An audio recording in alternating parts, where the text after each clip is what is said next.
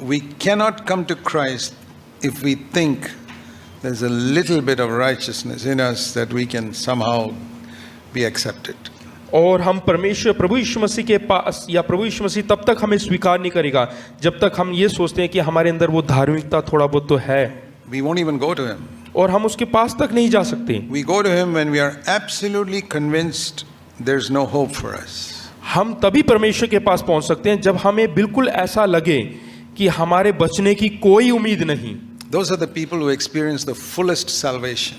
और वे वही लोग हैं जो पूर्ण तौर से उद्धार को अपने जीवन में पाते हैं. I found many types of believers who seem to have a incomplete sort of salvation. और मैंने कई बार ऐसे विश्वासियों को देखा है जो पूर्ण तौर से उन्होंने अपने जीवन में उद्धार नहीं पाया. When I go back to the beginning of their Christian life, अगर जो उनके मसीह जीवन के आरंभ की ओर जाकर देखें, they did not feel at the beginning that they were good for nothing, useless, rotten sinners. और उन्होंने आरंभ में अपने आप में ये महसूस नहीं किया कि वो सड़े हुए बिल्कुल पापी व्यक्ति हैं. I came to the Lord absolutely convinced that I was a good for nothing sinner. जब आप प्रभु यीशु मसीह में आए थे तो उनको ऐसा हुआ कि मैं बिल्कुल भी लायक नहीं हूँ परमेश्वर के पास आने के लिए. I had nothing in my hand to, और मेरे हाथ में कुछ भी नहीं, so I could receive freely. तो इसलिए मैं जो है उसे मुफ्त में पा सकता हूँ. Now it is exactly the same when it comes to receiving the Holy Spirit. और जब पवित्र आत्मा पाने की बारी आती है तब भी यही कार्य होता है. God sent His Son and God sent His Spirit. यहाँ देखिएगा परमेश्वर ने अपने पुत्र को भेजा और परमेश्वर ने अपनी आत्मा को भेजा. Third person of the Trinity to Jerusalem on the day of Pentecost. और त्रिएक का तीसरा जो परमेश्वर है उसको पेंतिकोस्त के दिन में भेजा. That's a real person.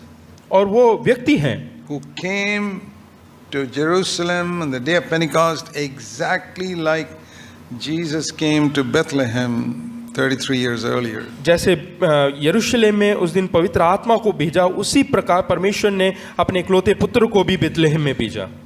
So today it's not Jesus Christ who's on earth, it's the Holy Spirit. आज प्रभु यीशु मसीह संसार में नहीं लेकिन पवित्र आत्मा इस संसार में. Jesus Christ is in heaven at the right hand of the Father. प्रभु यीशु मसीह पिता परमेश्वर के दाहिने हाथ में स्वर्ग में बैठे विराजमान हैं. It's the Holy Spirit who's on earth exactly like Jesus was in Israel. और जिस प्रकार से प्रभु यीशु मसीह इज़राइल में थे उसी प्रकार इस समय पवित्र आत्मा हमारे बीच में है. And just like we can't receive Jesus unless we are completely empty in our hands, say Lord there's nothing good in me. और जिस प्रकार से हम प्रभु यीशु मसीह को नहीं पा सकते जब तक हम ये नहीं मान लेते कि मैं बिल्कुल छूछे हाथ हूँ, खाली हाथ हूँ और मैं किसी लायक नहीं हूँ करके अपने आप नहीं मान लेते. You can't be filled with the Holy Spirit until you realize that you just cannot live the Christian life.